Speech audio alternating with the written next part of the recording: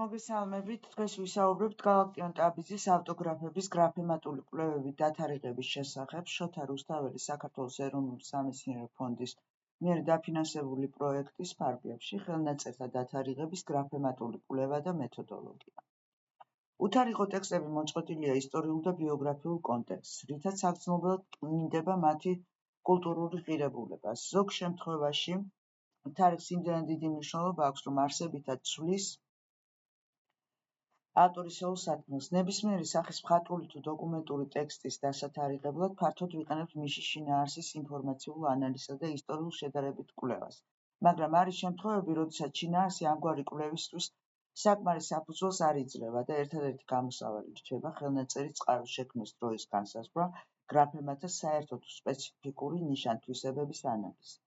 უკანასკნელ წლებში კომპიუტერული ტექნოლოგიების განვითარებამ შესაძლებელი გახადა ხელნაწერის დათარიღების კვლევებში პროგრამირებისა და ხელოვნური ინტელექტის მიდგომების გამოყენება. გალაქტიონ ტაბიძის არქივი, რომელიც ლიტერატურის მუზეუმს გადმოეცა პოეტის გარდაცვალებისთანავე, ყველაზე მრავალრიცხოვანი და მრავალფეროვანია საქართველოს ფონდსაცავებში დაცულ სხვადასხვა მწერლის არქივთა შორის. ამიტომ გრაფემატული კვლევის საგნად, როგორც მნიშვნელობიდან გამომდინარე, ისე ამ ფაქტორის გვათვალისწინებითაც, სწორედ ეს არქივი ავირჩიეთ. აღნიშნულ ფონდში მრავალი ხელნაწერი ინახება როგორც ავტორისეული თარიღით, ისე უთარიღოდ, მაგრამ მიუხედავად იმისა, რომ დიდი კვლევების შედეგად ლიტერატურის მუზეუმმა 2003-2008 წლებში დაბეჭდა გალაქტიონ ტაბიძის საარქივო გამოცემის 25 წიგნი და 2012 წელს გაკეთდა მწერლის ვებგვერდი, რის შედეგადაც გაციფრულებულმა არქივმა გააიოლა მრავალი ლექსისა თუ ჩანაწერის მკვეთრად დათარიღება და თარიღის დაზუსტება, პირობითად აწლეულების მიხედვით დათარიღებული ან სრულიად დაუთარიღებელი დარჩა მაინც 3000-მდე ლექსი და ჩანაწერი. უთარიღო ხელნაწერების დიდი რაოდენობის დათარიღება და შემჭიდროვებული ქრონოლოგიის დადგენა მოხერხდა გრაფემებისა და მათი წყვილების მოხაზულობის შედარება შეჯერებითა და რომელიმე კონკრეტული წლის ფაქსიმილეების სპეციფიკური მახასიათებლების დადგენით. გრაფემატული ელემენტების სხვადასხვა წყლის მონაცემებზე დაკვირვებისას შევნიშნეს, რომ ზოგიერთ მათგანს გამოყენების ვიწრო ქრონოლოგიური ჩარჩო ჰქონდა და ეს შეიძლებოდა ეფექტურად გამოგვეყენებინა უთარიღო საარქივო მასალიდან ამ პერიოდის ხელნაწერების ამოსარჩება.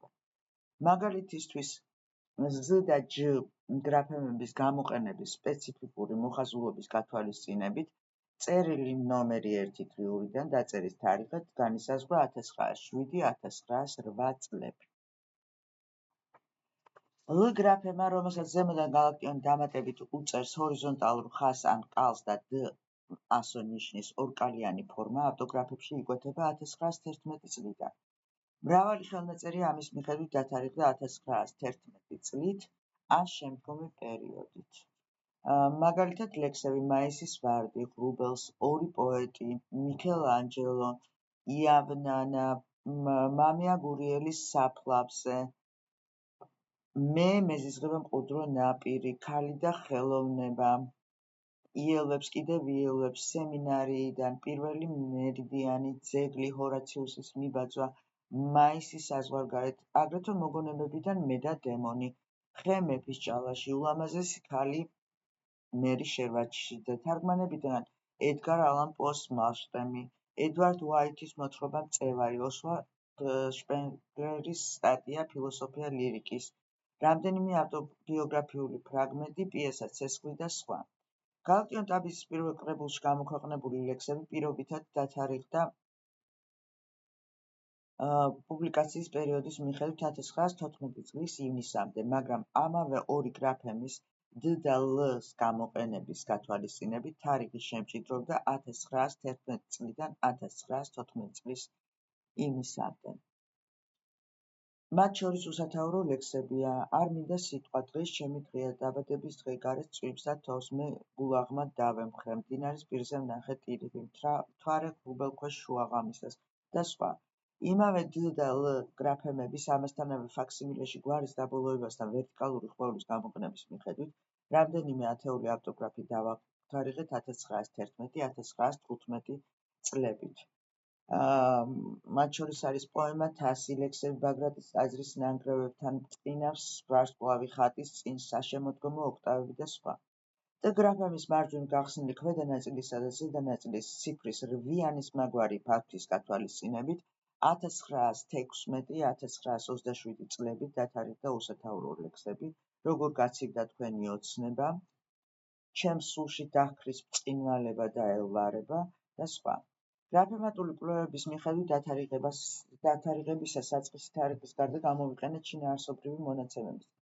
მაგალითად, უსათაურო ლექსი ორიანტში ამას წინათ გრაფემის მიხედვით დაწერილი უნდა ყოფილიყო 1911 წელს ან შემდეგ, მაგრამ რადგან სასტუმრო ორიანტი გოლოვინის ამჟამინდელი რუსთაველის პროსპექტზე 1921 წლის ჩათვლით მოქმედებდა, ლექსს ვათარიღებთ დროის ამშუალედით 1911-1921 წლები. ცისფერყანწელების მოგონების აქ-ალი არსენიშვილმა თავის გულწრფელ სიტყვაში სავარაუდო თარიღი 1916 წელი ან შემდეგ, რადგანაც ცისფერყანწელთა ორდენი დაარსდა 1916 წელს. ლექსი სერგეი ესენინს იყო თბილისში პოეტი სერგეი ესენინი, ასევე გრაფემის მიხედვით დაწერილი უნდა ყოფილიყო 1911 წელს ან შემდეგ, მაგრამ შინაარსის მიხედვით უნდა დათარიღდეს 1924 წლის სექტემბრიდან, რადგან სერგეი ესენინი პირველად თბილისში ჩამოვიდა ამ წლის სექტემბერში.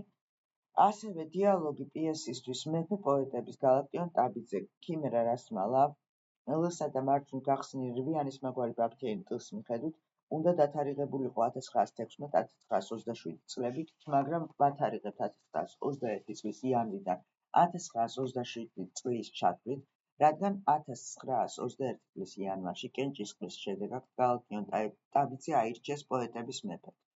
უსათაურო ლექსი დიდება ხალხს მდგარს მშვიდობის სარდლად გამოყენებული გრაფემის ლს მიხედვით უნდა დაგვეთარიღებინა 1911 წლიდან პერიოდით, მაგრამ ვათარიღებთ 33 წლით ან შემდეგ ლექსის ვარიანტზე მიწერილი სიტყვების სახალხო პოეტის მიხედვით, რადგან ეს წოდება გალაკტიონ ტაბიძეს მიენიჭა 1933 წელს. თეოფილ გოტიეს ლექსი „სიდუმალული ნათესაობა“ პანთეისტური მადრიგალი თარგმანსა და იმავე გვერდზე მიწერილ უსათაურო ლექსს „ნება მომეცით ვიყო თქვენ ახლოს“ ვათარიღებთ 1914 წლით ან შემდგომი პერიოდით გალაკტიონ ტაბიძის პირად ბიბლიოთეკაში არსებული ნიკოლაი გუმილოვის მიერ ნათარგმნი თეოფილ გოტიეს კრებულის „მინანქრები და კამეები“ 1914 წლის რუსული გამოცემის მიხედვით. ამ უკანასკნელ შემთხვევებში, როგორც ვხედავთ, შინაარსის მიხედვით დათარიღებამ დაავიწროვა გრაფემატული კვლევით დადგენილი დროის ინტერვალი, მაგრამ უნდა ითქვას, რომ არც ერთ შემთხვევაში ამ ორი განსხვავებული მიმართულებით ჩატარებული კვლევების შედეგები ერთმანეთთან წინააღმდეგობაში არ მოსულა. ჩატარებული გრაფემატული კვლევების მიხედვით ამ ეტაპისთვის დათარიღებულია 354 ლექსი, ჩანაწერი და თარგმანი. ამით საფუძველი ეყრება კვლევის ახალ მიმართულებას, თანამედროვე ციფრულ ტექნოლოგიებზე დამყარებული მეთოდოლოგიის შემუშავებას, ხელნაწერების ასო-ნიშანთა გრაფიკული მოხაზულობების ვარიანტული ბაზების შექმნასა და უთარიღო ხელნაწერების მექანიკურ დათარიღებას, რაც ძალიან მნიშვნელოვანია ჩვენი ისტორიისა და კულტურის შესასწავლად და ავთენტურ ისტორიულ თუ ბიოგრაფიულ კონტექსტთან მათ დასაკავშირებლად. გმადლობთ ყურადღებისთვის.